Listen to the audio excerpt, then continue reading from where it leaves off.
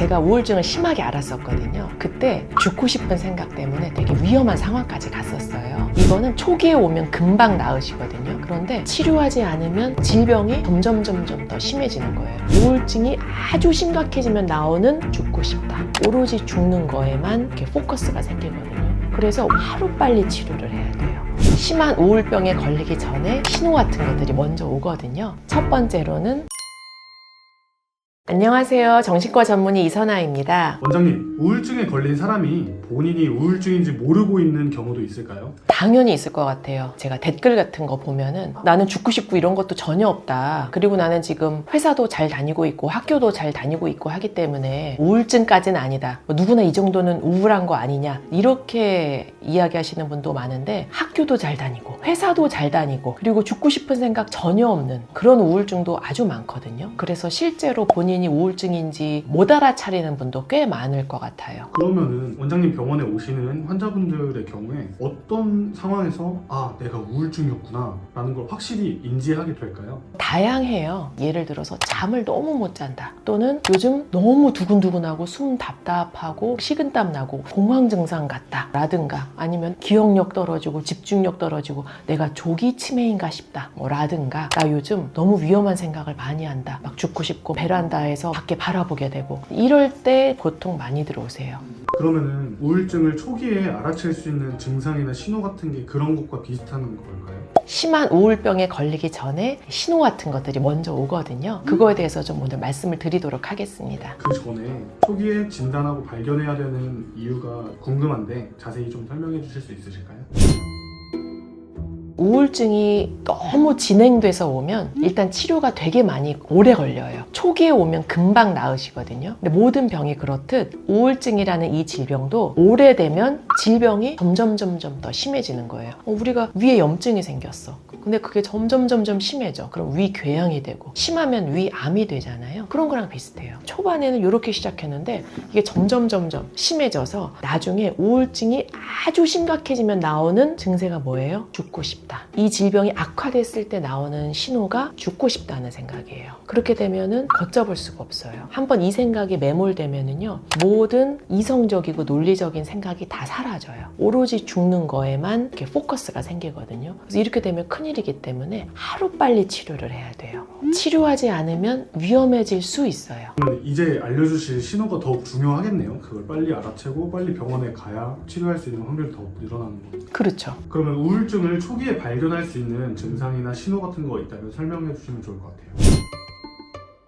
크게 4가지 영역에서 변화가 나타날 수가 있어요. 첫 번째로는 감정의 변화, 두 번째로는 생각의 변화, 세 번째로는 신체적 변화, 네 번째로는 행동의 변화. 이렇게 4가지로 좀 나누어서 볼 수 있을 것 같아요.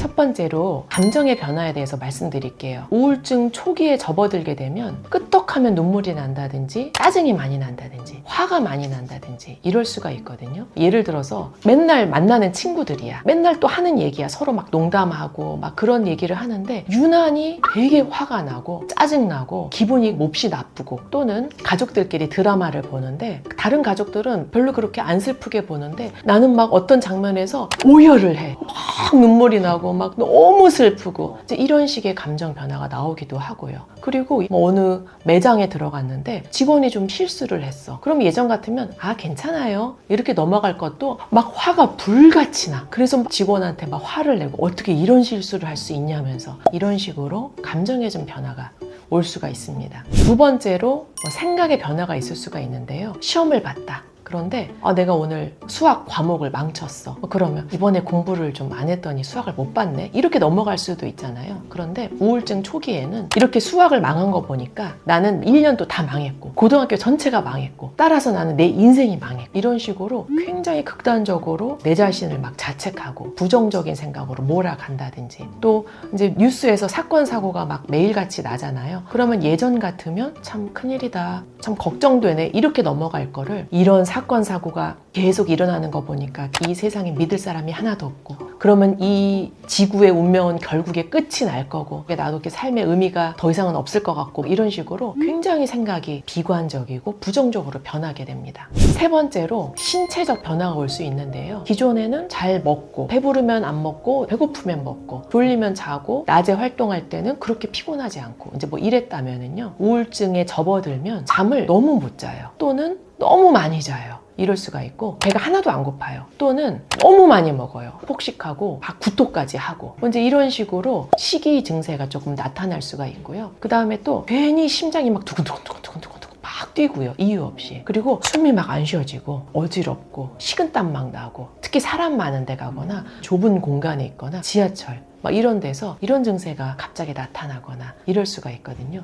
그래서 사람들이 응급실을 많이 가요. 응급실 가서 심전도 하고 피검사하고 다 하거든요. 그런데 아무 이상이 없대. 그러면은 왜 이러지? 막 내가 희귀병에 걸렸나? 이렇게 고민할 수가 있는 거예요. 그런데 우울증의 초기 증세일 수가 있다. 그다음에 네 번째로 행동의 변화가 올 수가 있어요. 예를 들어서 학교에 되게 즐겁게 다니고 직장에 잘 다니던 사람이요, 직장 가는 게 너무 힘들어요. 직장 가기가 너무 싫고 학교 가는 게 무슨 도살장에 끌려가는 기분이에요. 그리고 집중해서 책을 읽거나 공부하거나 강의 듣거나 하는 게 너무 힘들어져요. 자꾸 딴 생각나고, 그리고 기억력이 너무 나빠져요. 물건 여기저기 두고 다니고 잃어버리고 놓고 다니고, 이런 것들이 바로 우울증의 초기에 나타날 수 있는 증상이다 라고 말씀드릴 수가 있겠습니다. 그러면은 이게 없었다가 갑자기 생기면은 의심해 볼 수 있다, 이런 의미인 거죠? 그렇죠. 그 전부터 있는 사람은 그냥 태생이니까. 그것도 중요한 말씀인데, 자, 제가 비유를 이렇게 드려요. 어떤 사람이 평생 요만큼만 먹었어. 그러면 그 사람은 이만큼 먹었을 때 배부른 그 느낌을 아예 모를 수도 있어요. 즉, 늘 뭔가 우울하고 불안하고 했던 사람들은요, 내가 우울증인지 불안증인지 모르고 지내기도 해요. 그런데 우연한 기회 또는 여러 가지 이유로 질병을 진단받고 치료를 해서 요만큼만 평생 먹어보다가 이만큼 먹어보게 되는 거예요. 그러면 남들은 이렇게 배부르게 사는구나, 이게 바로 배부른 느낌이구나, 이런 걸 처음 느끼기도 해요. 그래서 우울증 치료받고 남들은 이렇게 행복한 마음으로 이렇게 편안하게 걱정 없이 다 살아온 거예요? 저만 이렇게 힘든 거였어요? 이렇게 이제 이야기들을 하시는 분도 많아요.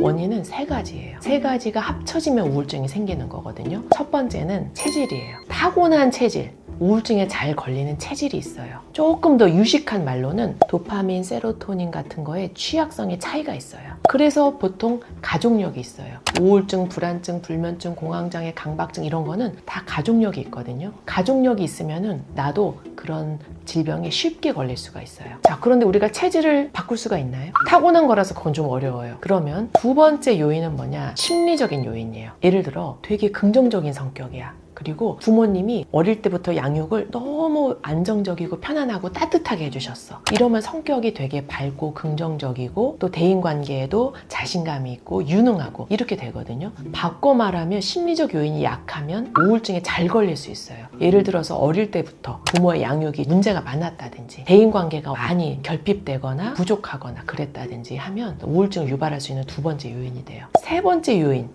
요인은 뭐냐면 사회적 요인, 다른 말로는 스트레스예요. 예를 들어서 체질도 조금 우울증 체질이고 심리적으로도 조금 약한 편이야. 그런 사람이라 하더라도 살면서 스트레스가 하나도 없네? 이러면은 사실 그냥 우울증에 안 걸리고 그럭저럭 지낼 수 있거든요. 즉 스트레스가 없거나 또는 스트레스 관리를 너무 잘해. 그러면 우울증의 예방 요인이 될 수가 있어요. 그러면은 원장님이 말씀하셨던 초기 증세들도 보인다 해서 나 우울증인 것 같아 라고 했을 때 도움이 되는 그런 방법들이 있을까요?